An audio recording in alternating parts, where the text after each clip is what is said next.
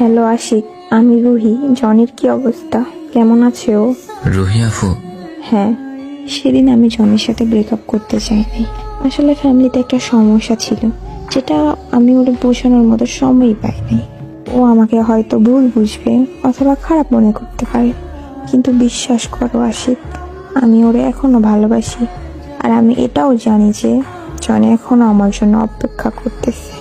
যদি তখন আমি ব্রেকআপ না করতাম, তাহলে হয়তো আমি ফ্যামিলিতে অনেক সমস্যায় পড়তাম। আর আমি জনিকে অনেক ভালোবাসি। কোথায় ওরা অনলাইনে পাচ্ছি না, কোথাও পাচ্ছি না। কল দিচ্ছি বন্ধ দেখায়, হোয়াটসঅ্যাপ ইমো থেকে শুরু করে কোথাও নেই ও। তুমি জানো ও কই আছে? আমার কেন জানি ভালো লাগছে না। সেদিনের পর থেকে জনি অফলাইন না হলেও কয়দিন পর ঠিকই অফলাইন হয়ে গেছে জনি। আর আপনি ফ্যামিলির জন্য ওরে কিছু না বলে ব্লক করে দিয়েছেন, তারপর কথা বলা বন্ধ করে দিয়েছেন। আপনি তো জানতেন যে ওর শ্বাসের রোগ ছিল। ও কোনো বড়সড় আঘাত পেলে কিংবা কষ্ট পেলে নিজেকে কন্ট্রোল করতে পারতো না। যেদিন আপনি ওরে ব্লক করে দিয়েছেন সেদিন আমাদের কাছে আসছিল সে এবং বলেছিল কেন তাকে ব্লক করলেন, কি করেছিল সে। আমরা কোনো উত্তর দিতে পারিনি সেদিন, বরং আমরা তাকে বলি এমনি হয়তো রাগ করে ব্লক করছে, আবার রাগ কমলে বান ব্লক করে দিবে। তারপর আমাদের কাছ থেকে সে চলে যায়। তার পরের দিন আর ওর দেখি নেই।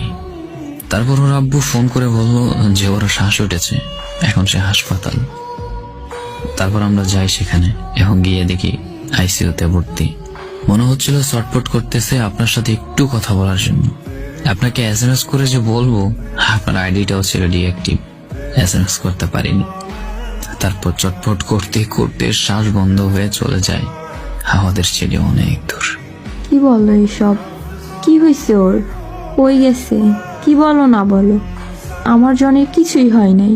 তুমি মজা করো না আমার সাথে। কই আছে জনি? বলো তাড়াতাড়ি, নয়তো খারাপ হবে কিন্তু। খারাপ আর কি হবে, আপনাকে ওর কবর ছাড়া কিছুই দেখাতে পারবো না।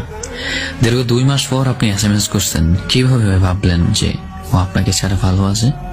আপনি তো ভালো করেই জানতেন ওর টেনশন হলে কিংবা কোনো ধরনের সমস্যা হলে ওর শ্বাস বেড়ে যায়, যা খুবই ভয়ঙ্কর। আপনি আপনার ফ্যামিলির জন্য ওরে কিছু না বলে ছেড়ে দিয়েছেন।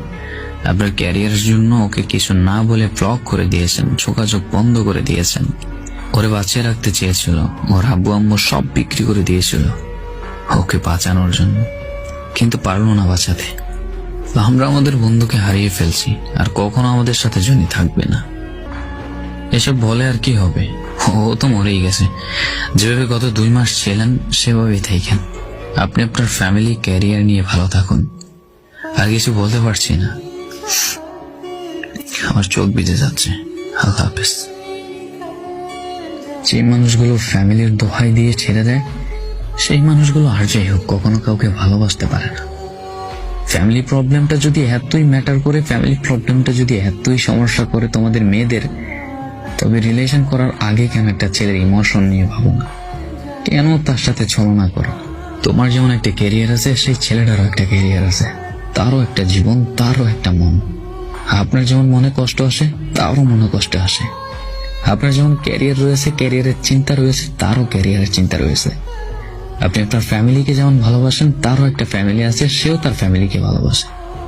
কিন্তু ফ্যামিলির দোহাই দিয়ে কখনো সেই প্রিয় মানুষটিকে ছেড়ে যাবেন না, যে আপনার জন্য ব্যাকুল হয়ে থাকে, কখন আপনার সাথে একটু কথা বলবে। এভাবেই প্রতিটা মেয়ে তার প্রিয় মানুষটাকে হারিয়ে ফেলে চিরদিনের জন্য। এরকম আর কতজনই মৃত্যুবরণ করলে তোমরা বুঝতে পারবে ছেলেদের ভালোবাসা। সেই মেয়েদের উদ্দেশ্যে আমার এই লাইন, যারা ফ্যামিলিকে এত প্রাধান্য দাও, তাহলে কখনো রিলেশন করিও না। কারণ রাস্তায় কোনো মেয়ে পাগল হয়ে ঘুরেনি ভালোবাসার জন্য, কিন্তু একটা ছেলে পাগল হয়ে ঘুরেছে একটা মেয়ের ভালোবাসার জন্য। বেঁচে থাকতে ভালোবাসেনি যারা, মৃত্যুর পর আমার জানাজাতেও যেন না থাকে তার।